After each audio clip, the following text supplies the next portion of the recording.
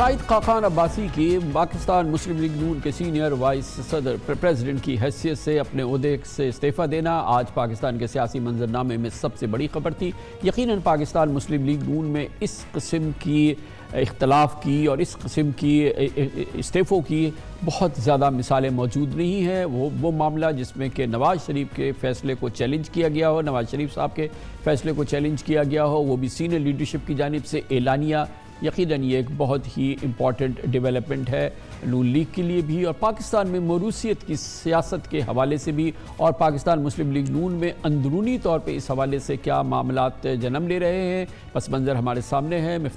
Doctor مفتاح اسماعیل کی وزارت خزانہ کی حیثیت سے، وزیر خزانہ کی حیثیت سے سبکدوشی اور اس کے بعد جو مسائل جنم لیے ہیں خزانہ امور میں اور پھر پاکستان کی معیشت کے حوالے سے، اور اس دوران مفتاح اسماعیل اور اسحاق ڈار صاحب کے معاملات جو سامنے آئے ہیں، جو اختلافات سامنے آئے ہیں اور اس کے نتیجے میں جو ملکی معیشت کی صورتحال ہے، اس سب نے یقیناً حکومت کی اور پاکستان مسلم لیگ نون کے لیے خاص طور پہ پریشانی کا سامان پیدا کیا ہے۔ اس پر مزید بات کرتے ہیں اور اس کے حوالے سے ہم انالیسس لیتے ہیں۔ ہمیں جوائن کریں پاکستان کے ممتاز سینئر صحافی، نیوز اینالسٹ بھی ہیں، اپنا بہت عمدہ پروگرام بھی ہوسٹ کرتے ہیں، شہزاد اقبال ہمارے ساتھ موجود ہے۔ بہت بہت شکریہ شہزاد اقبال صاحب۔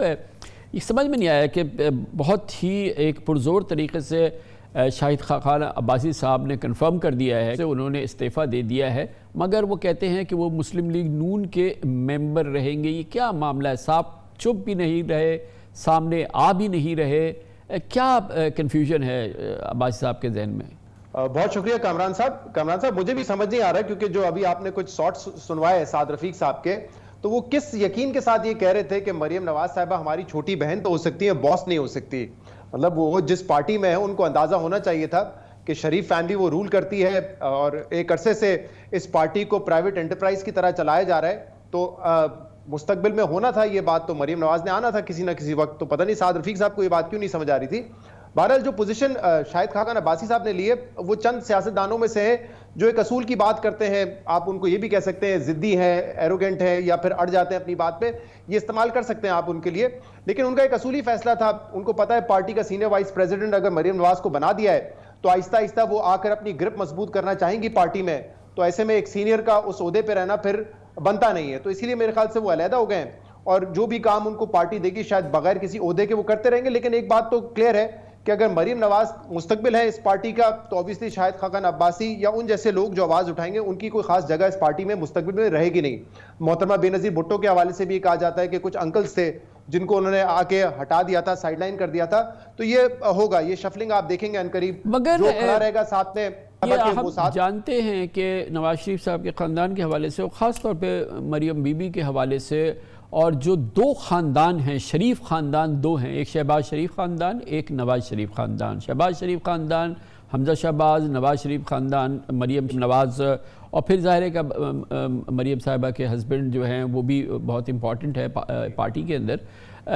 وہاں پر بھی یہ مسائل تو تھے ہمیشہ، مطلب یہ کوئی سموتھ سیلنگ نہیں تھی within P M L N and within two Sharif families ہے، چاہے اس کا بہت بڑا میڈیا میں ذکر نہ ہو، مگر یہ کوئی راز تو نہیں ہے۔ نہیں، بالکل راز نہیں ہے، جو میڈیا کے لوگ ہیں ان کو تو یہ معلوم ہی تھا، شاید عام پبلک کو نہیں پتا ہو، لیکن کبھی کبھی یہ سامنے آ جاتا ہے۔ میں تو ایک عرصے سے کہہ رہا ہوں کہ یہ جو تخت رائیونڈ کی جنگ ہے یہ شروع ہوگی، اور یہ کافی عرصے پہلے شروع ہو چکی تھی، اور اب مریم صاحبہ کو جو عہدہ ملا ہے، حمزہ شہباز ملک میں نہیں ہے، پہلے وہ یہ پارٹی آرگنائز کرنے کے معاملات پنجاب میں دیکھتے تھے، تو اب جو مریم کی گرفت ہے، یعنی کہ جو آپ کہہ رہے ہیں کہ نواز شریف والا جو گروپ ہے یا نواز شریف صاحب جو ہے ان کا خاندان جو ہے، وہ اب ظاہر سی بات ہے سامنے آئے گا اور زیادہ طاقتور ہوگا، اور تمام جو ہے اہم عہدے انہی کے پاس رہیں گے۔ ہو سکتا ہے کہ مستقبل میں شاید ایسے ہو جائے، کیونکہ نواز شریف ہمیشہ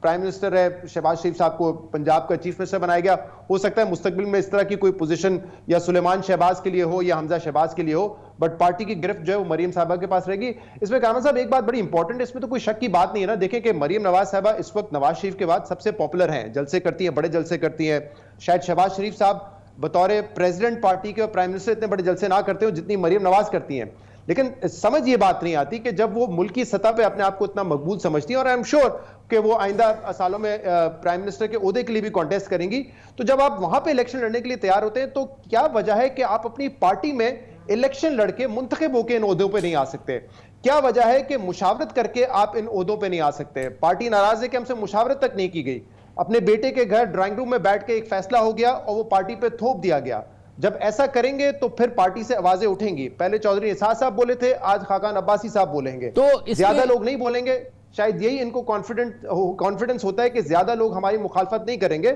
اور نون لیگ میں کچھ لوگوں نے یہ بتایا ہے مجھے کہ وہ کہتے ہیں کہ شاید ہماری سیاست تو ختم ہو گئی ہے, لیکن اس وقت اس قسم کی مخالفت کر کے ہمارے بچوں نے جب الیکشن لڑنا ہے, ہماری سیٹوں پہ انہوں نے آ کے الیکٹ ہونا ہے, تو ہم کیوں اس بات کی مخالفت کریں؟ ہمیں پتہ ہے کہ پارٹی جو ہے وہ فیملی کو ترجیح دیتی ہے. یہ ہم جانتے ہیں کہ پنجاب میں نون لیگ کے تمام معاملات, انتظامی معاملات, تنظیمی معاملات وہ مکمل طور پہ حمزہ شہباز چلاتے تھے. ان کی گرفت تھی, ان کا تجربہ ہے, ان کا بہت یہ فوٹے تھا, جس میں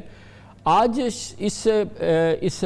اپوائنٹمنٹ پہ جو مریم نواز جو تیسرے نمبر کی پوزیشن ان کو دے دی نواز شریف صاحب نے اپنے اور شہباز شریف کے بعد, اعلانیہ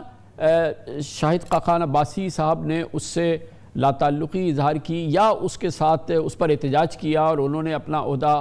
چھوڑ دیا. اس سے پہلے چودھری نثار صاحب یہ بات کر چکے ہیں. کیا میں یہ سمجھوں کہ حمزہ شہباز کو پتہ تھا کہ اب یہ گراؤنڈ جو ہے یہ مریم نواز صاحبہ کو سونپا جا رہا ہے, اس لیے وہ خود ایک عملاً اگر آپ دیکھیں تو پچھلے 3-4 مہینوں میں وہ سیاست سے بالکل کنارہ کش ہو چکے ہیں, نہ بیان, نہ نظر آنا, نہ بولنا, نہ کوئی ایکٹیویٹی, مطلب زیرو انہوں نے اپنی پوزیشن اختیار کر لی ہے. کیا وہ بھی اسی وجہ سے انہوں نے اپنا بوریا بستر سمیٹ لیا کہ اب یہ گراؤنڈ جو ہے یہ پارٹی نے یا نواز شریف صاحب نے مریم صاحبہ کو دے دیا ہے؟ جی کامران صاحب بالکل آپ درست کہہ رہے ہیں. آپ کو یاد ہوگا 17 جولائی کو جو 20 سیٹوں پہ پنجاب میں بائی الیکشنز ہوئے تھے, جس میں زیادہ تر سیٹس پہ نون لیگ نے ان لوگوں کو کھڑا کیا تھا جو کہ پی ٹی آئی سے منحرف ہو کر آئے تھے, بلکہ میجورٹی وہی تھے. اس وقت بھی ایک یہ معاملہ پیدا ہوا تھا. مریم نواز صاحبہ چاہتی تھی کہ پنجاب میں کچھ سیٹس جو ہیں وہ نون لیگ کے لوگوں کو دی جائیں جو کہ لوئلسٹ ہیں, اور وہ سمجھتی تھی وہ بہتر پرفارم کریں گے. لیکن حمزہ شہباز اس وقت چیف منسٹر تھے, پارٹی کے معاملات بھی وہی دیکھ رہے تھے. انہوں نے یہ ڈیسیجن لیا کہ ٹکٹس انہی کو دی جائیں گی, اور اس وقت یہ کہا گیا کہ ہم یہ فیصلہ کریں گے ٹکٹ کس کو دینی ہے, پارٹی آرگنائزیشن ہمارا فیصلہ ہوگا, آپ صرف جائیں, پبلک میں جلسے کریں,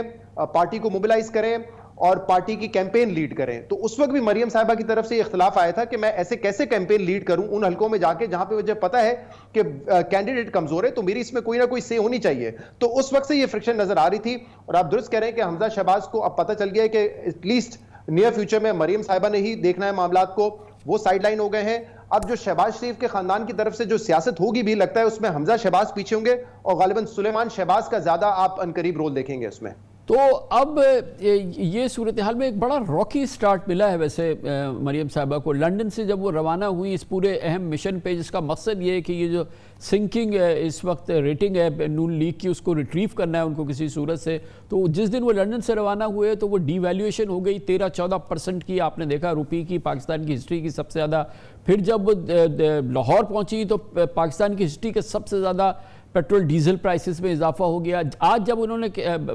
نکلی وہ روڈ ٹرپ پہ تو شاہد خاقان عباسی کے استعفے کی خبریں آ گئیں. یہ کوئی اندرونی روڑے تو نہیں اٹکائے جا رہے, مگر یہ تینوں واقعات کافی میننگ فل لگتے ہیں اور ٹائمنگ بہت ہی انٹریگنگ ہے.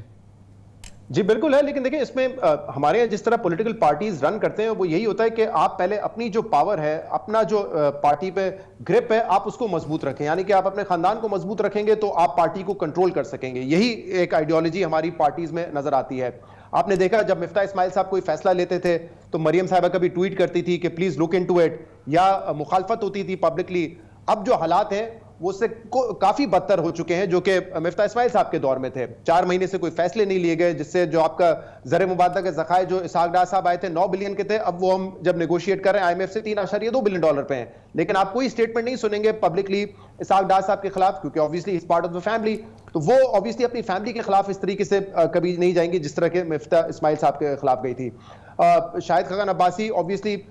سینئر وائس پریزیڈنٹ کی پوزیشن پہ تھے. اگر وہ خود نہیں جاتے تو ان قریب شاید ان کی جو اہمیت ہے پارٹی میں وہ اتنی نہیں رہتی. مگر کوئی بھی نیا لیڈر آئے گا وہ اپنی جد کو مضبوط کرے گا. پریکٹیکلی اگر دیکھیں تو جب یہ اپوائنٹمنٹ ہوگی سینئر وائس پریزیڈنٹ کی, مریم بی بی کی چیف آرگنائزر بنا دیا, تو نواز شریف صاحب نے راستہ دروازہ تو دکھا دیا تھا شاہد خاقان عباسی صاحب نے. میرے خیال میں انہوں نے تو صرف استعفیٰ دے کے اس کو فارملائز کیا ہے. ابتدا جو تھی وہ نواز شریف صاحب کی طرف سے ہو گئی تھی. एब्सोल्युटली दोनों तरफ से चीफ ऑर्गेनाइजर बना के जो हमजा का पहले रोल था पंजाब में वो भी खत्म कर दिया गया, और ये पोजीशन बगैर किसी मुशावरत के देके ये बता दिया कि मैं पार्टी का कायद हूं, जो मैं फैसला करूंगा वो सबने कबूल करना है। और मैं यही कह रहा हूं कि अगर अब्बासी साहब खुद नहीं छोड़ के जाते तो अनकरीब उनकी जो वैल्यू, उनकी जो अहमियत है वो कम हो जाती। तो उन्होंने बेहतर जाना कि शायद वो ये आके ना कहें कि एहतजाजन मैंने नहीं किया है, वो यही कहेंगे कि मैं स्पेस देना चाहता हूं, वो अपना काम आके खुद करें, दो लोग आके कैसे एक पोजीशन पे बैठ के काम कर सकते हैं। तो मेरे ख्याल से उन्होंने बेहतर जाना कि इससे पहले कि पार्टी मुझसे दूरी इख्तियार करे, मैं ये फैसला कर लूं। और कामरान साहब बड़ा नेचुरल है, कोई भी नया लीडर आता है, कोई कंपनी में आता है, कोई पार्टी में आता है, वो चाहेगा कि उसकी कोर टीम उसके साथ हो, और जो लोग मुखालफत करते हैं उनकी तो बिल्कुल गुंजाइश नहीं होती वहां पर। मैं अभी भी कह रहा हूं कि कुछ लोग तो इसलिए सिर्फ साथ हैं और कुछ लोग इसकी मुखालफत इसलिए नहीं कर रहे क्योंकि उनको पता है कि शायद आखिरी 2023 उनके लिए आखिरी इलेक्शन हो, लेकिन फिर उन्हीं हलकों में उनके बच्चों ने सियासत करनी है, तो वो क्यों अपना पार्टी में एक मकाम खराब करें या अपने बच्चों का मुस्तकबिल खराब करें इस किस्म की मुखालफत करके। मरियम नवाज साहबा पॉपुलर हैं, एक कंसेंसस से आ जाए तो शायद पार्टी में इतने इख्तलाफात ना हो,